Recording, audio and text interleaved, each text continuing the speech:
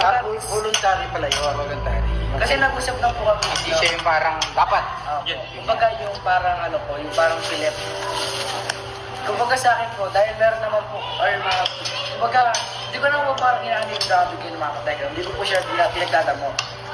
Kumbaga, hanggat maaari kung meron po may phone, kumbaga yung tune. Eh, sa iba nga po nakakatulong po ako. How much more pa po kaya sa ano? Kapatid. Sa sarili ko po, sa kapatid ko. Kumbaga, True. Tama yun. tsaka kung ano ko to, kumbaga, kung ano po yung desisyon na papasok ko, kumbaga, yun na lang po. Kasi po, yung po lang yung desisyon namin nila tito na, Just to ano. kumbaga, tulungan ko po yung mga kapatid ko. Kumbaga, siguro sa una, mahirap sa kanila. Kasi dahil para sa akin po yun. Adjustment. Kumbaga, yung parang po talaga sa akin, hayaan niyo po na ako po yung mag-decide. Kasi hindi naman po para sa ano, kumbaga, siguro, di ba, plano nga, di ba, may plano kayo ibang Diyos to. Kumbaga, sabi nga sa ano na, mas maganda yung plano ng Diyos sa plano ng tao. Kumbaga, ang ano ko to, kumbaga, siguro yung pera na talaga na to is hindi pa para sa akin. Para talaga sa kapatid ko. Kumbaga, not all. Hindi naman maubos yun. Opo, hindi naman po lahat ng pera. Kumbaga, yung siguro yung ano doon, doon po kami kukuha para po sa financial po ng kapatid ko. Sa part ni Kuya Dave yun, syempre, parang siguro something na Galing parang sa kanya. ano sa kanya kung manggagaling pa ba kay Tatay Ram. But I do believe that Tatay Ram will make a Hindi way. pa hindi pa pa si Ramil. Mm. Pero sa ngayon, ang desisyon ni Dave, galing sa kanya, na pwedeng nanggaling sa atin, mga katekra. Ako opinion ko lang. Pag nagbigay ko na sa kanya, anyway, yun ay talaga sa pag-aaral niya. May makapapaaral naman sa kanya. Dumating ang ganitong sitwasyon, Hindi inaasahan. hindi inaasahan, hindi naman pwedeng, kung siya nga, sinagip ng ibang tao, at sinagip ng ibang tao, siya kapatid niya, meron naman siyang natatagong kakayahan, at saka palagi ko, wala namang magagalaw din doon. Si Ramil din ang storya. Pero, kung Basta sa ano na yun, depende na. kung ganun ang gawin ng tatay mo, pumayag ka na, respetuhin mo nila. Pero kung nahihirapan ng tatay mo, karapat na ka sa kung tayo, hirap ka sa pera. Pwede naman natin gawin yun. Yes. Kumbaga, malayo pa naman po ako sa ano eh. Kumbaga, sa akin po may nagpapaaral naman po. Kumbaga, sa kapatid ko, di ba ito wala. Kumbaga, ano ko na lang to. Hindi ba? Nag-aaral po, pero kumbaga yung financial po. Ngayon pagka Kumbaga, sa akin naman po kasi to, ngayon to, meron, kumbaga, hindi lang po sa akin, nagpapaaral po siya. Pero yung natatago po kasi pala, for my college. Pero di parang po college. Kumbaga, matagal pa po. At saka, matagal pa tatay mo naman ang magbibigay siya ng... ang gagalawin, hindi sa katekra, yung binibigay ni Ramil para sa kanya. Pwede Pwede yun. Diba? So, yun, malinaw po, hindi po yung galing sa atin ang iniaano ni Oge. Kasi magkasama naman yun eh. Ang inaano niya, yung galing... seat. Meron binibigay kasi sa kanya yung tatay niya. Sa kanilang dalawa. Is that right? Sa kanilang dalawa, bibigyan sila. Aside from yung pag-aaral nila, pinagsisave kaya ng pera. Nanay Jack Doon is kukunin. Nanay Jack is saving them their own fund. Their own money. Their own money para pagdala ng araw. So doon kukunin. At nililinaw ko rin na para wala nang bas-bas, no? Hindi po kasama yung sa kanya. Hindi po doon kukunin. Sa kanya lang. Para malinaw po. kahit naman po kunin sa marketing, wala naman po Wala nang problema sa Opo, kasi wala din po ang problema sa akin. Kasi kapatid ko naman po yun. Kumbaga, di ba nga ito, iba to, natutulungan ko. Kumbaga, Kasi- yung ano. Ang mga tita kasi, mga tito, nano lang sila na, kumbaga bilang sa part ni mami mo, na matutunan niyang mag-effort and mag-responsible. Ito, I understand naman. Pero hindi naman po lahat po is sa akin. Yeah. Meron lang po akong mga part, kumbaga, yung sa pag-aaral lang ng bata. isa pag kunyari, yung financial support lang po ng kapatid ko, yun lang po yung sa akin. And with the condition of monitoring the grades, performance.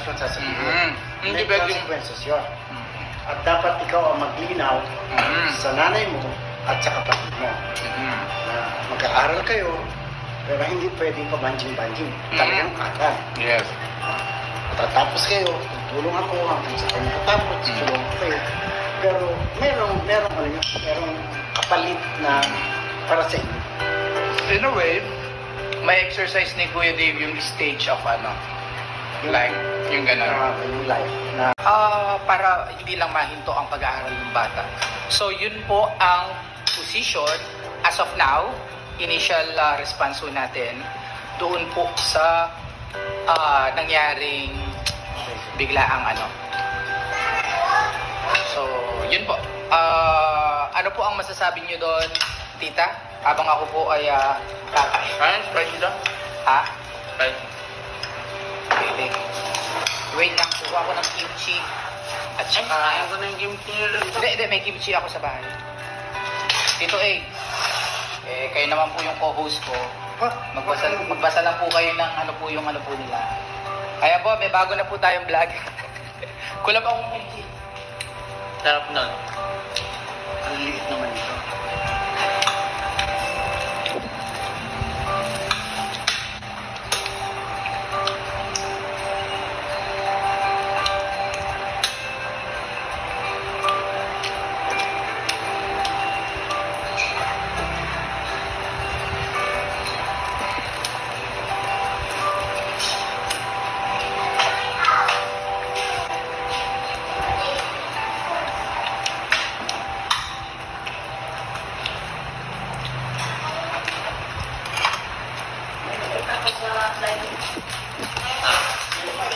Namang may itutulong. Parang hirap. Kumbaga mahirap sa part ni Kuya Dave as he is na parang i-ignore lang niya ng ganun-ganon knowing na yung situation. But you have to be strict lang and balance kasi you don't know what will happen. Pwedeng ma-abuse. Ang sa akin, whatever yung decision niya, wala siyang responsibilidad. Yeah. Yun yung clear. You know, it's not up to him. Yeah. It's up to the people around na may kakayahang maggabay. Kasi, I don't know if he thinks makakapaggabay agad-agad siya ng trouble. Troubleshoot. Sibling, Yes, diba? yes. Troubled siblings. Na siya rin going through a difficult time. Thank you, Kuya. Yeah. Na normal lang ang pinagdadaanan niya yun. So, dapat, pwede niya gabayan yung mga kapatid niya. Pero whatever the result is, whatever the outcome is, wala siyang pananag. Yes. Diba? At isa sa puso mo rin yun, na ayun ang isip, ganun din naman ang isip niya, diba? Ganun ang damdamin. Ang damdamin ng mga tumatayong pamilya mo, pamilya mo, bakit ba tumatayo? Yung pamilya mo ngayon, na wala kang responsibilidad. Kukunin nila yon because mahal ka nila at kapatid mo yun. At ganun naman ang nature ng kanilang mga pagkatao. Matulungin silang tao. Diba? Pero ang naitutulong mo na lang, medyo ano yung mga kapatid mo na yung pagsunod, hindi yun kawalan ng kalayaan. Because yun ay para sila mas maitama. Diba? Kasi kailangan nilang itama. Ang siguraduhin nyo lang, walang substance abuse. Thank you, Lolo A. And stay in love daw, sabi ni Nong Jo. Stay in love. I think both parties mag-usap muna before mag-decide sa whatever. Sir Ramil Tecjon, decision lagi ang support as a fan from Jonathan Sagario. Okay, sige. Habang ako po ay, habang si Kuya Dave at Loloy ay kumakain. Ito po ang, kasi this should be a collective decision making. Hindi pwedeng isa lang po ang magdedesisyon because as a family, mas maganda na lahat ay papakinggan. Okay? So kung ano man po yung sasabihin ko is a collective decision making na amin pong initial na response dun po sa gusto ng ating Nanay Apple, which is unfortunately di naman din niya inaasahan na biglang mangyayari.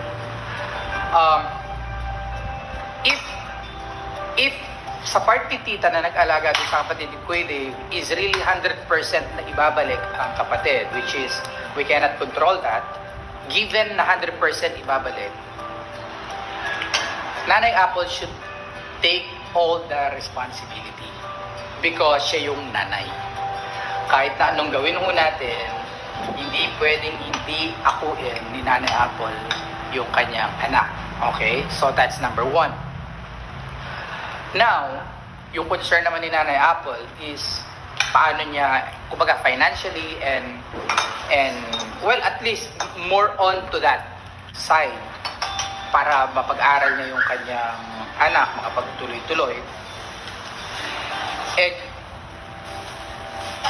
kaya nga ang concern ni Nanay Apple is kung pwede daw ba ay dito kay Kuya Dave niya, which is tama yung sinabi ni Lolo A kanina na at this point and in time and with the situation that we have, hindi po perfect timing na makasama ang kapatid niya dito. So, with the situation din, dahil may malaki na rin po yung bata, siya ay ilang taon na po yan? 15 years old. Eh, iba na po yung approach dyan. Hindi lang po yung katulad halimbawa ni Clark, ni Angel, na alam mo yon, maliit lang na madali mo silang sabihan, madali mong gabayan. Yan po ay 15 years old. It's a different approach. With the situation na meron ngayon is hindi akma yung timing. So the timing is not in favor dun po sa gusto ni Nanay Apple. But again, whatever it is, Nanay Apple should take all the responsibility dahil siya po ang nanay.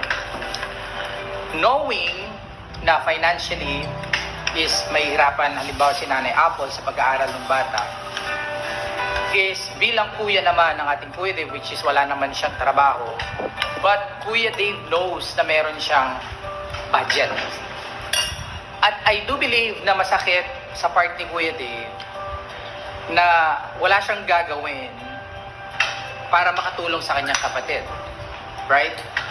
Na para bang knowing na yung kapatid niya is dumadaan sa ganitong season ng life, na kung pwede naman siyang in a simple way makatulong kahit papano, eh masakit para kay Kuya Dave na wala siyang gawin. That's why ang condition is andun siya sa poder ng kanyang nanay, and Kuya Dave can help, even actually hindi si Tatay Ram pa rin naman ang magte-take care doon. You have to make clear dyan. We have to be clear with that because hindi si Kuya Dave like magdedesisyon ng mga details. No, it is the father. Siyempre, para na may kaalaman siyempre ang anak.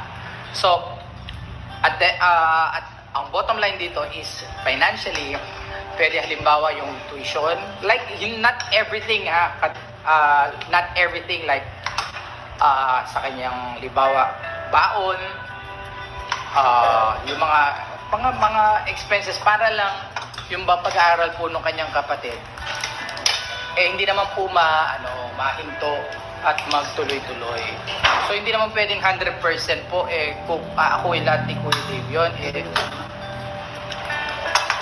at least as parents, you have, syempre may participation. Kumbaga meron din, gumawa rin ng effort ang ating Nanay Apple